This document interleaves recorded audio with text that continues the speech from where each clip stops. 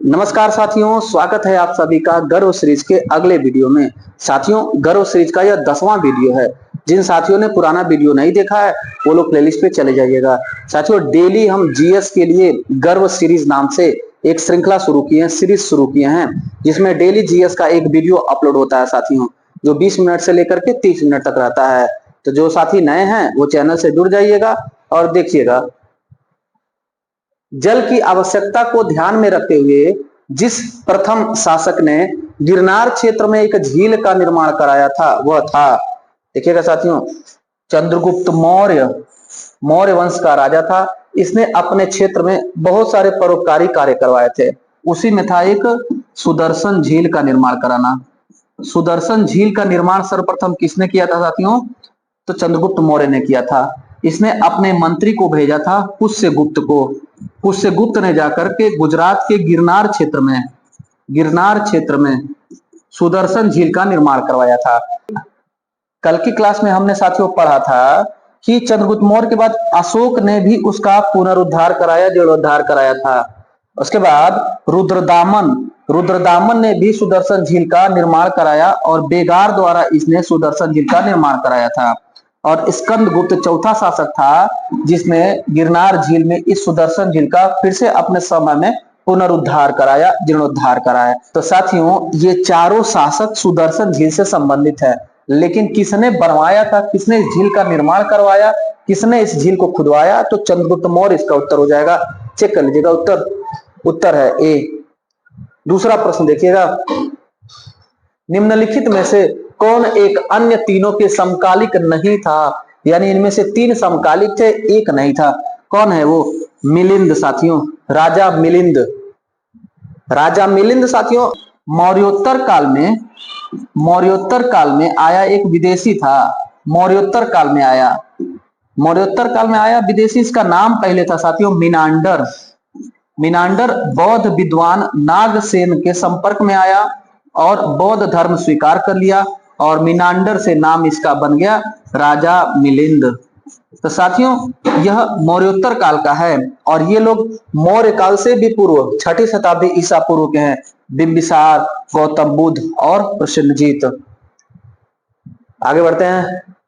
तीसरा प्रश्न देखिएगा साथियों, निम्नलिखित में से किस शासक को सर्वप्रथम सोने के सिक्के जारी करने का श्रेय दिया जाता है? तो थोड़ा ध्यान दीजिएगा डाटा पहले। इंडो ग्रीक शासक थे साथियों, हिंद यूनानी शासक थे। इंडो ग्रीक या हिंद यवन या हिंद यूनानी, इन्होंने सबसे पहले स्वर्ण सिक्का चलाया, सोने का सिक्का चलाया था। इसके बाद कुषाणों ने शुद्ध सोने का सिक्का चलाया था। शुद्ध स्वर्ण सिक्का कुषाणों ने चलाया था। फिर गुप्तों ने सर्वाधिक सोने का सिक्का चलाया था, सर्वाधिक सोने का सिक्का। और गुप्तों के समय में सोने के सिक्के को दिनार कहा जाता था। यहाँ पूछा है कि सर्वप्रथम सोने का सिक्का किसने जारी किया था? तो ये चारों शासक कुषाण वंश के हैं साथियों। कुषाण वंश का संस्थापक फुजुल कटफिसस था और उसका उत्तराधिकारी बिम कटफिसस। उत्तर ये हो जाएगा। बिम कटफिसस ने इन चारों विकल्प के अनुसार बिम कटफिसस ने सबसे पहले सोने का सिक्का जारी किया था। लेकिन अगर देखें हम इतिहास में तो सबसे पहले हिंद यूनानियों ने किया था, लेकिन ये विकल्प में नहीं है साथियों। बहुविकल्पी प्रश्न में विकल्प के आधार पर उत्तर हम क्लिक करेंगे तो बी हो जाएगा। बिम कटफिसस का उत्तराधिकारी साथियों कनिष्क था। कनिष्क का फादर था बिम कटफिसस, जिसने भारत में सबसे पहले सोने का सिक्का चलाया है। आगे बढ़ते हैं। कनिष्क प्रथम का फादर था साथियों बिम कटफिसस। आगे बढ़ते हैं। उत्तर चेक कर लीजिएगा। बिम कटफिसस उत्तर दिया है। चौथा प्रश्न पढ़िएगा, देखिएगा। शक संवत कब प्रारंभ किया गया? शक संवत साथियों प्रारंभ किया गया था 78 ईस्वी में। 78 ईस्वी में भारत में शक संवत प्रारंभ हुआ था साथियों, 78 ईस्वी। उत्तर हो जाएगा। जैन ग्रंथों के अनुसार साथियों कनिष्क जो कुषाण वंश का शासक था उसने 78 ईस्वी में शक संवत प्रारंभ किया था। शक संवत प्रारंभ किया था। थोड़ा सा संवत से ध्यान दीजिएगा। एक प्रश्न पूछेगा, हमारा राष्ट्रीय पंचांग क्या है, राष्ट्रीय कैलेंडर हमारा क्या है? तो हमारा राष्ट्रीय संवत या कैलेंडर साथियों शक संवत है। यही शक संवत हमारा राष्ट्रीय है। और पूछे संविधान की प्रस्तावना में कौन सा संवत लिखा है साथियों? तो विक्रम संवत लिखा है। विक्रम संवत संविधान की प्रस्तावना में इसका डेट है। संविधान की प्रस्तावना में जो विक्रम संवत है, इसकी शुरुआत कब हुई थी? तो इसकी शुरुआत साथियों 57 बीसी में, 57 ईसा पूर्व में हुई थी। इसके अलावा गुप्त संवत भी है साथियों। 319 एडी में, ईस्वी में गुप्त संवत शुरू हुआ था। गुप्त संवत शुरू हुआ था। इसका उत्तर हो जाएगा 78 ईस्वी। आगे बढ़ते हैं। विक्रम संवत कब प्रारंभ हुआ था? साथियों इसका उत्तर हो जाएगा 57 ईसा पूर्व में। विक्रम संवत कब शुरू हुआ था? 57 ईसा पूर्व में शुरू हुआ था। साथियों इसे कृत संवत या मालव संवत भी कहते हैं। कृत संवत या मालव संवत किस संवत का दूसरा नाम है, अन्य नाम है साथियों? तो आप टिक करिएगा विक्रम संवत, जो कि 57 ईसा पूर्व में शुरू किया गया था। अगला प्रश्न पढ़िएगा। निम्नलिखित में से कौन एक कनिष्क के दरबार से संबंधित नहीं थे? अश्वघोष थे, चरक थे, नागार्जुन थे, पतंजलि नहीं थे साथियों। पतंजलि पुष्यमित्र शुंग के दरबारी विद्वान और कवि थे साथियों। पतंजलि शुंग वंश का राजा पुष्यमित्र शुंग के दरबारी थे। और पतंजलि ने महाभाष्य पुस्तक लिखा था। महाभाष्य किसने लिखा? पतंजलि ने लिखा। और योग दर्शन के जनक कौन थे? पतंजलि ही थे। योग दर्शन के जनक पतंजलि ही थे साथियों। अच्छा, कनिष्क के दरबार में और कौन विद्वान थे? तो याद करिए, कनिष्क ने चतुर्थ बौद्ध संगीति कराया था, फोर्थ बौद्ध संगीति कराया था। तो उसमें दो अध्यक्ष, एक अध्यक्ष और एक उपाध्यक्ष थे, याद आ रहा होगा आपको। तो वसुमित्र थे अध्यक्ष और दूसरे अश्वघोष थे उपाध्यक्ष। अश्वघोष उपाध्यक्ष थे। इस प्रकार वसुमित्र एक विद्वान, अश्वघोष दो विद्वान और चरक 3 और नागार्जुन 4, ये 4 विद्वानों का नाम याद रखिएगा जो कनिष्क के दरबार से संबंधित थे। रेशम मार्ग पर नियंत्रण करने वाला भारतीय राजा कनिष्क था साथियों। अशोक द्वितीय किसे कहा जाता है? कनिष्क को कहा जाता है। महात्मा बुद्ध की बड़े पैमाने पे मूर्तियां, प्रतिमाएं बनी कनिष्क के समय में, जिसे कहा जाता है साथियों गांधार कला शैली। गांधार कला शैली भारत और ग्रीक शैली का मिश्रण था।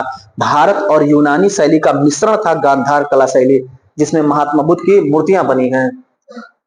7वां प्रश्न है, शुंग वंश के बाद किस वंश ने भारत पर राज किया? साथियों देखिएगा, शुंग वंश के बाद कण्व वंश ने भारत पर शासन किया। कण्व वंश का संस्थापक था वासुदेव। इस वासुदेव ने साथियों शुंग वंश का अंतिम शासक देवभूति था। इस देवभूति का यह अमात्य था, उसके दरबार में रहता था। देवभूति की हत्या करके वासुदेव ने कण्व वंश या कण्वायन वंश की स्थापना की। कण्व वंश या कण्वायन वंश दोनों एक ही है साथियों। इसकी स्थापना किसने की? वासुदेव ने की थी।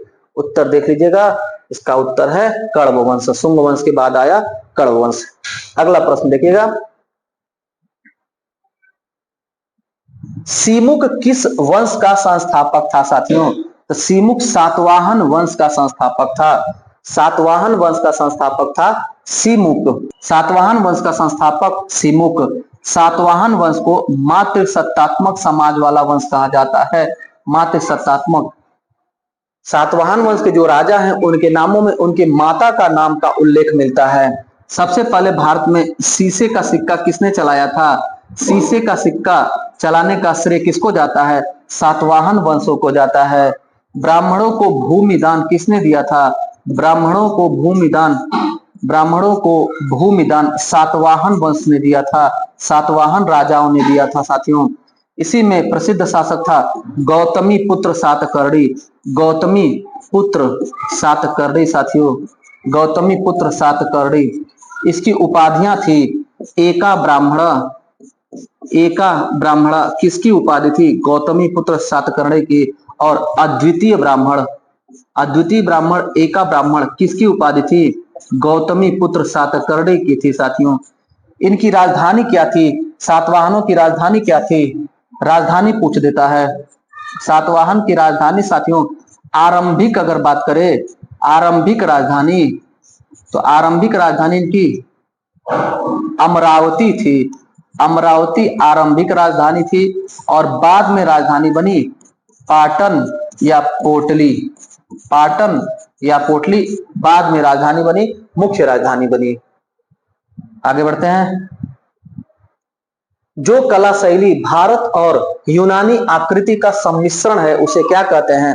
अभी हमने चर्चा किया गांधार कला शैली। साथियों गांधार कला शैली को कहा जाता है भारत और यूनानी का मिश्रण। यूनान का मतलब हुआ साथियों यवन भी, और इसे ही ग्रीक भी कहा जाता है। तो इंडो ग्रीक शैली का मिश्रण है गांधार कला शैली। गांधार कला शैली कुषाणों के समय में विकसित हुई थी, विशेष करके कनिष्क के समय में, और इसमें महात्मा बुद्ध की प्रतिमाएं बनी थी। साथियों महात्मा बुद्ध की मूर्तियां बनी थी। कनिष्क के समय में चतुर्थ बौद्ध संगीति हुई। चतुर्थ बौद्ध संगीति हुई। इसी चतुर्थ बौद्ध संगीति में साथियों महायान और हीनयान दो शाखा जो बटा था, उसमें महायान के लोग मूर्ति पूजा करते थे। मूर्ति पूजा कब से शुरू हुआ? तो बौद्ध धर्म में महायान शाखा जब चतुर्थ बौद्ध संगीति में बटा प्रथम शताब्दी में, तब से मूर्ति पूजा शुरू हुआ। साथियों अगला देखिएगा, 10वां प्रश्न है, पहला ईरानी शासक जिसने भारत के कुछ भागों को अपने अधीन किया था। साथियों तो ये उत्तर हो जाएगा इसका डेरियस प्रथम। डेरियस प्रथम ईरानी शासक था। साथियों भारत आया प्रभावित होकर के संस्कृति से, हमारे ये अपना नाम दारा प्रथम रख लिया। ईरान का शासक था, ईरानी शासक था। इसका उल्लेख कहां से मिलता है साथियों? तो हेरोडोट्स, जो इतिहास के फादर कहे जाते हैं हेरोडोट्स, इन्होंने अपने लेखों में लिखा है कि डेरियस प्रथम जो ईरानी शासक था, भारत आया था और भारत के कुछ क्षेत्रों पर उसने अधिकार किया। बाद में संस्कृति से हमारे प्रभावित होकर उसने अपना नाम दारा प्रथम रख लिया था। आगे बढ़ते हैं। आंध्र सातवाहन राजाओं की सबसे लंबी सूची किस पुराण में मिलती है? आंध्र सातवाहन वंश की जानकारी किस पुराण में मिलती है साथियों? तो मत्स्य पुराण में मिलती है। मत्स्य पुराण में आंध्र सातवाहन वंश की जानकारी मिलती है। सबसे प्राचीन पुराण मत्स्य पुराण।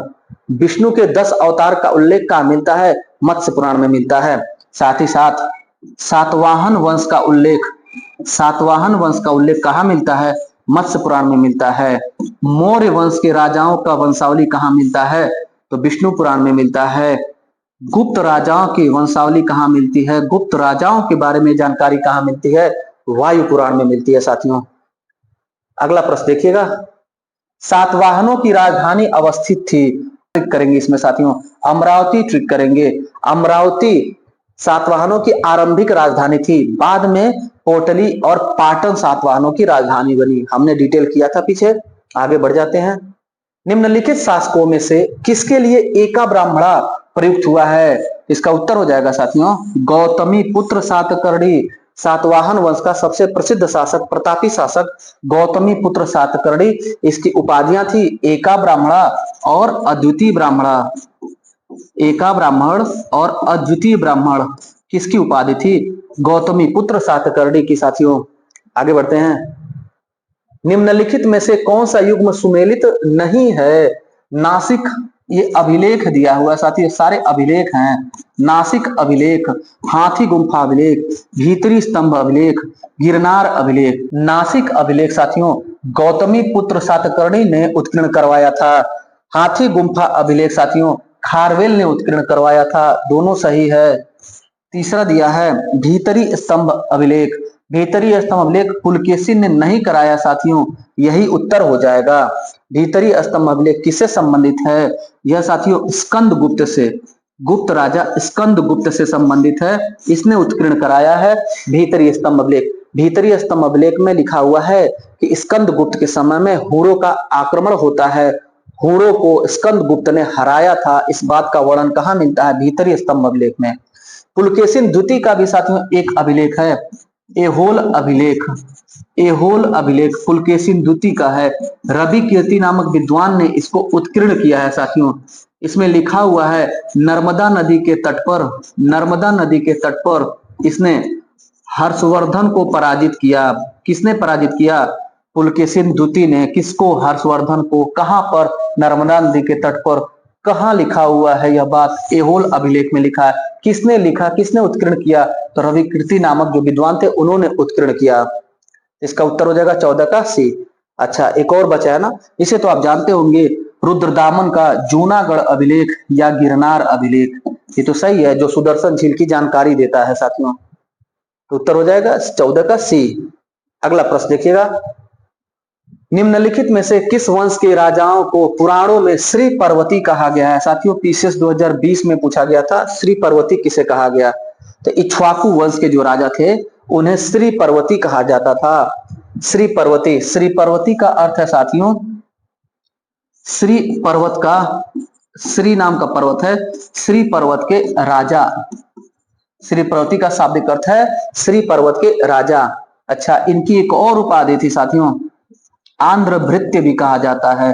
आंध्र भृत्य मोस्ट इंपॉर्टेंट है, अक्सर ये परीक्षा में गलती कर देते हैं लोग।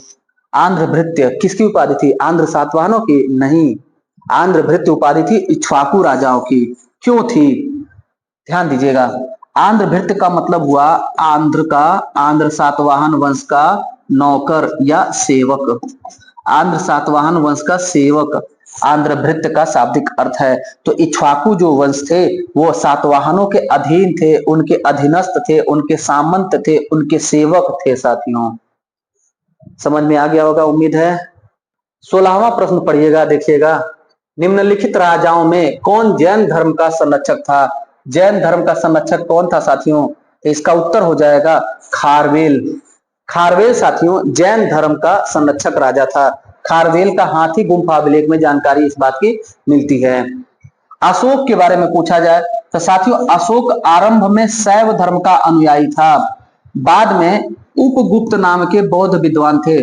उपगुप्त ये बौद्ध विद्वान थे साथियों, इनके संपर्क में आकर अशोक बौद्ध हो गया और तृतीय बौद्ध संगीति का आयोजन कराया और धम्म का प्रतिपादन कराया। हर्ष, हर्ष भी साथियों बौद्ध धर्म का अनुयायी था, बौद्ध धर्म का अनुयायी था। पुलकेशिन द्वितीय साथियों वैष्णव संप्रदाय का अनुयायी था पुलकेशिन द्वितीय। गुप्त वंश निम्न में से किस अवधि के बीच शासन किया था? इसका उत्तर हो जाएगा 319 ईस्वी से लेकर के 500 ईस्वी तक गुप्त काल था, गुप्त वंश का समय था साथियों। ध्यान दीजिएगा, गुप्त वंश का संस्थापक अगर पूछे, गुप्त वंश का संस्थापक माना जाता है श्री गुप्त, गुप्त वंश का संस्थापक था। इसके बाद इसका उत्तराधिकारी घटोत्कच हुआ, घटोत्कच। इसके बाद चंद्रगुप्त प्रथम जिसकी उपाधि महाराजा धीराज की थी, इसने 319 ईस्वी में अपना राज्याभिषेक करवाया। इसीलिए इस वर्ष इसने गुप्त संवत की शुरुआत की। गुप्त संवत कब शुरू हुआ था? 319 ईस्वी में। चंद्रगुप्त प्रथम महाराजा धीराज नाम से गद्दी पर बैठता है। इसका उत्तराधिकारी समुद्रगुप्त था साथियों, समुद्रगुप्त का उत्तराधिकारी चंद्रगुप्त द्वितीय था। समुद्रगुप्त जिसने दक्षिण भारत में अभियान किया था। समुद्रगुप्त को साथियों भारत का नेपोलियन भी कहा जाता है। समुद्रगुप्त के प्रयाग प्रशस्ति अभिलेख से ये जानकारी मिलती है कि इसने दक्षिण में अभियान किया था। चंद्रगुप्त द्वितीय साथियों जिसके दरबार में नवरत्न रहते थे। चंद्रगुप्त द्वितीय के ही दरबार में साथियों फाहियान आया था। फाहियान 399 ईस्वी में आया और 414 ईस्वी तक 15 वर्षों तक रहा चंद्रगुप्त द्वितीय के समय में। चंद्रगुप्त द्वितीय का उत्तराधिकारी साथियों कुमारगुप्त था, कुमारगुप्त जिसने नालंदा विश्वविद्यालय का निर्माण कराया। उसके बाद साथियों स्कंदगुप्त था, स्कंदगुप्त जिसके समय में हुणों का आक्रमण हुआ था। भीतरी स्तंभ अभिलेख इससे संबंधित है साथियों। इस प्रकार ये थोड़ा सा डिटेल गुप्त काल का हुआ, आगे हमें और भी जानकारियां मिलेंगी। आगे बढ़ते हैं, निम्नलिखित में से किसने 4 अश्वमेघ यज्ञ किया था? 4 अश्वमेघ यज्ञ कौन किया था? तो साथियों इसका उत्तर हो जाएगा प्रवरसेन। प्रवरसेन ने 4 अश्वमेघ यज्ञ इतिहास में किया था साथियों। प्रवरसेन किस वंश का राजा था? वाकाटक वंश का राजा था। वाकाटक वंश का राजा प्रवरसेन था। अश्वमेध यज्ञ क्या होता है साथियों? प्राचीन काल में इतिहास में यह जानकारी मिलती है कि एक यज्ञ कराया जाता था और यज्ञ के समाप्ति पर एक घोड़ा छोड़ा जाता था। वह घोड़ा जिस क्षेत्र तक जहां तक पहुंच जाता था निर्वाध तरीके से कोई उसे नहीं रोकता था, वो सारा क्षेत्र जो राजा छोड़ता था घोड़ा उसके अधीन में आ जाता था। और अगर कोई व्यक्ति उसका प्रतिकार कर रहा है, उस घोड़े को पकड़ ले रहा है, तो इसका मतलब वो अधीनता नहीं स्वीकार कर रहा है, वो राजा को चुनौती देता है। उसके बाद जिसने अश्वमेध यज्ञ कराया था उस राजा को उस व्यक्ति से युद्ध करना पड़ता था जिसने घोड़ा को पकड़ा था। अश्वमेध यज्ञ यही था साथियों। इतिहास में बहुत सारे राजाओं ने अश्वमेध यज्ञ कराए थे, लेकिन दो प्रश्न आप जरूर याद रखिएगा, मोस्ट इंपॉर्टेंट।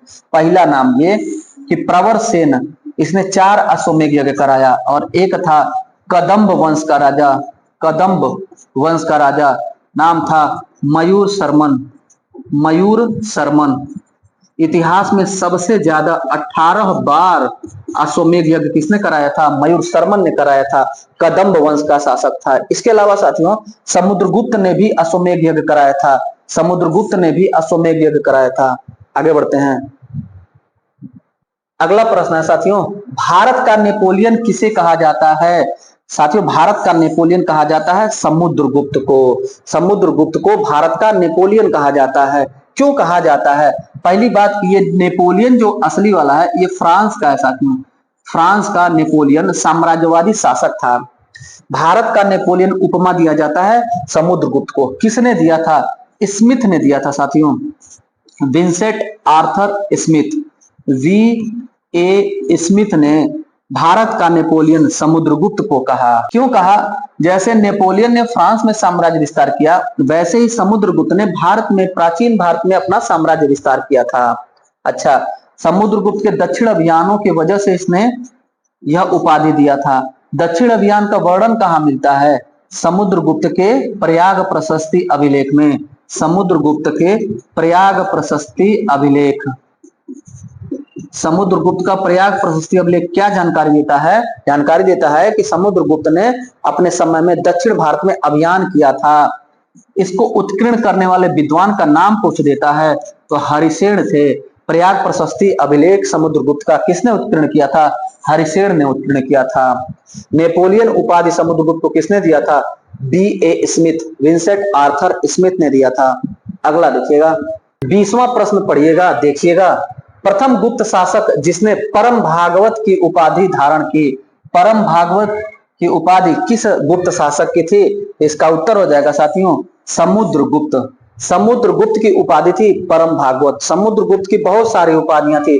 नेपोलियन समुद्रगुप्त को कहा जाता था, कविराज समुद्रगुप्त को कहा जाता था, पृथिव्याम वीरः समुद्रगुप्त को कहा जाता था। साथियों कुछ पुस्तकों में परम भागवत उपाधि चंद्रगुप्त प्रथम की मिलेगी आपको, चंद्रगुप्त प्रथम की, लेकिन आप जो है समुद्रगुप्त को ट्रिक करिएगा। क्यों गुरुजी? एनसीईआरटी और यूजीसी जो प्रामाणिक पुस्तकें हैं जिससे आप आयोग में दावा कर सकते हैं साथियों, उस पुस्तकों में लिखा हुआ है समुद्रगुप्त। लुसेंट और कुछ किताबें हैं उसमें लिखा हुआ चंद्रगुप्त प्रथम की उपाधि परम भागवत थी। आप ये पूरा डिटेल आप जाने रहिए। चंद्रगुप्त प्रथम साथियों इसकी उपाधि महाराजा धीराज की थी, महाराजा धीराज की थी, महाराजा धीराज की। और समुद्रगुप्त की उपाधि परम भागवत की थी और चंद्रगुप्त द्वितीय की उपाधि विक्रमादित्य की थी। किस गुप्त शासक की उपाधि? विक्रमादित्य की थी। चंद्रगुप्त द्वितीय की उपाधि। याद रहे ये सारा डिटेल साथियों। आगे बढ़ते हैं। प्रयाग प्रशस्ति किसके सैन्य अभियान के बारे में जानकारी देता है? साथियों समुद्रगुप्त के सैन्य अभियान के बारे में जानकारी देता है कि उसने दक्षिण भारत में सैन्य अभियान किया था। इस बात का उल्लेख कहाँ मिलता है? प्रयाग प्रशस्ति अभिलेख में मिलता है। प्रयाग प्रशस्ति अभिलेख को किसने उत्कीर्ण किया था? हरिसेन नामक विद्वान ने उत्कीर्ण किया था। और समुद्रगुप्त को भारत का नेपोलियन किसने कहा? तो विंसेंट आर्थर स्मिथ ने कहा। कौन सा वंश हुड़ों के आक्रमण से अत्यंत विचलित हुआ? कई बार हुड़ों का आक्रमण किसके वंश में हुआ था साथियों? गुप्त राजाओं के समय में हुआ था। हुड़ों का सर्वाधिक आक्रमण गुप्तों के समय में हुआ था। भीतरी स्तंभ अभिलेख में यह जानकारी मिलती है कि स्कंदगुप्त ने हुड़ों को पराजित किया था। अगला प्रश्न देखिएगा, हुड़ों ने भारत पर आक्रमण किया था किसके समय में? देखिए वही डिटेल आ गया साथियों। स्कंदगुप्त के समय में, स्कंदगुप्त के समय में हुड़ों का आक्रमण हुआ था। इसकी जानकारी कहां से मिलती है? भीतरी स्तंभ अभिलेख से मिलती है। भीतरी स्तंभ अभिलेख से जानकारी मिलती है कि स्कंदगुप्त के समय में हुड़ों का अटैक हुआ था और स्कंदगुप्त ने हुड़ों को पराजित भी किया था। अगला देखिएगा, गुप्त साम्राज्य के पतन के विभिन्न कारण थे, कई कारण थे, निम्नलिखित में से कौन सा एक कारक या कारण नहीं था? तो देखिएगा, हुड़ों का आक्रमण था साथियों, प्रभावित तो था। बार बार अगर अटैक होगा विदेशियों का तो जाहिर सी बात है कि वो देश हो चाहे वो वंश हो कमजोर हो ही जाता है। प्रशासन की सामंती ढांचा सही है, ये भी गुप्तों में प्रशासनिक जो ढांचा था वो सामंतवादी व्यवस्था वाला था, तो सामंतवादी ढांचा भी इसका एक कारण था गुप्तों के पतन का। सी है उत्तरवर्ती गुप्तों का बौद्ध धर्म स्वीकार करना, यह भी कारण है साथियों। साथियों अरब आक्रमण यही उत्तर हो जाएगा। गुप्त साम्राज्य के पतन में अरबों का कोई भूमिका नहीं था। अरब जो है, अरबवासी 634 ईस्वी में पहला असफल आक्रमण करते हैं और 712 ईस्वी में मोहम्मद बिन कासिम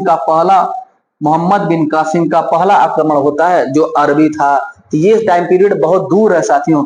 गुप्तों का टाइम पीरियड 319 से लेकर के 500 ईस्वी था। इसका मतलब अरब से कोई संबंध नहीं था गुप्त का। ये तीनों कारण सही थे गुप्त साम्राज्य के पतन के। इसका उत्तर चेक कर लिया जाए साथियों। इसका उत्तर दिया है अरब आक्रमण। अगला और अंतिम प्रश्न है आज का, रजत सिक्का जारी करने वाला प्रथम गुप्त शासक कौन था? गुप्त शासक ये था साथियों चंद्रगुप्त द्वितीय। इसका उत्तर हो जाएगा चंद्रगुप्त द्वितीय। चंद्रगुप्त द्वितीय ने शकों को पराजित किया था, शकों को पराजित किया था और इनको पराजित करने के उपलक्ष्य में इसने रजत मुद्रा चलवाया था। रजत मुद्रा जिसे चांदी का मुद्रा कहा जाता है साथियों, रजत मतलब चांदी, और इस मुद्रा का नाम दिया रूपक। रूपक पूछता है इतिहास में क्या था? रूपक साथियों रजत मुद्रा था गुप्त काल का, जिसे चंद्रगुप्त द्वितीय ने चलाया था। साथियों ये था आज का वीडियो क्लास, गर्भ सीरीज का 10वां वीडियो। 2 प्रश्नों का उत्तर आप कमेंट में दीजिएगा साथियों। महापद्मनंद ने नंद वंश की स्थापना की थी। महापद्मनंद नंद वंश की जो स्थापना किया था, किस राजा को हरा करके उसने नंद वंश की स्थापना की? वो राजा किस वंश का था जिसे महापद्मनंद ने हराया था? दूसरा प्रश्न, महात्मा बुद्ध ने जो प्रथम उपदेश दिया था उसे क्या कहा जाता है? मिलते हैं अगले वीडियो क्लास में, तब तक के लिए धन्यवाद।